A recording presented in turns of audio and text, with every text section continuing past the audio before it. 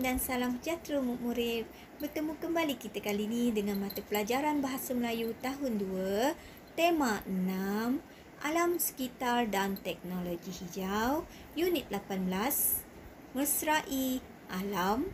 Tajuk kita hari ini, gunakan air secara berhemat. Kemahiran yang kita akan pelajari hari ini adalah kemahiran membaca. Objektif pembelajaran kita hari ini, pada akhir pembelajaran dan permudahcaraan, murid dapat mempersembahkan petikan bukan sastra dengan gaya yang menarik. Sila buka buku teks Bahasa Melayu Jilid 2, tahun 2, halaman 36. Pada halaman 36, kita akan pelajari kemahiran membaca. Di sini juga, kita akan mempersembahkan petikan bukan sastra dengan gaya yang menarik. Mari kita baca teks tentang gunakan air secara berhemat. Mari kita membaca teks gunakan air secara berhemat bersama-sama. Yang saya hormati, Guru Besar Sekolah Kebangsaan Taman Rasa Indah, guru-guru dan hadirin sekalian. Tajuk syarahan saya pada hari ini ialah gunakan air secara berhemat. Hadirin sekalian, kita perlu menggunakan air secara cermat. Jika tidak, sumber air akan semakin kurang. Kekurangan air akan menyebabkan suhu atau cuaca menjadi panas. Terdapat beberapa cara untuk menjimatkan penggunaan air. Pertama, kurangkan masa mandi. Banyak air akan terbuang sekiranya kita mandi lama-lama. Kedua, letakkan baldi berhampiran dengan pancuran ketika kita mandi. Air yang ditadah boleh digunakan untuk membersihkan tandas atau menyiram pokok bunga. Ketiga, elakkan membuka pili dan membiarkan air mengalir berterusan ketika membasuh muka atau menggosok gigi. Sebaliknya, gunakanlah air yang ditadah di dalam bekas. Kesimpulannya, gunakanlah air secara berhemat.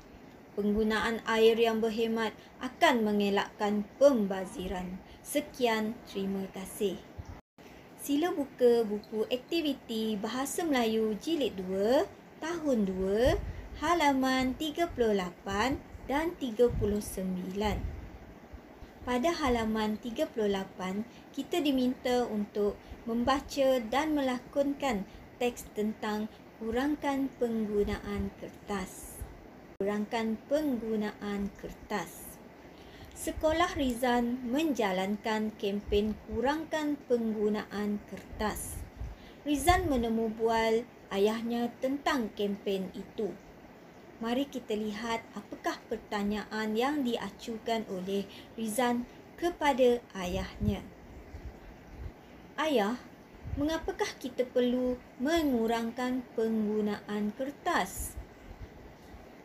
Ayah Rizan menjawab pertanyaan Rizan. Kertas dibuat daripada kayu Rizan. Oleh itu, banyak pokok perlu ditebang untuk menghasilkan kertas.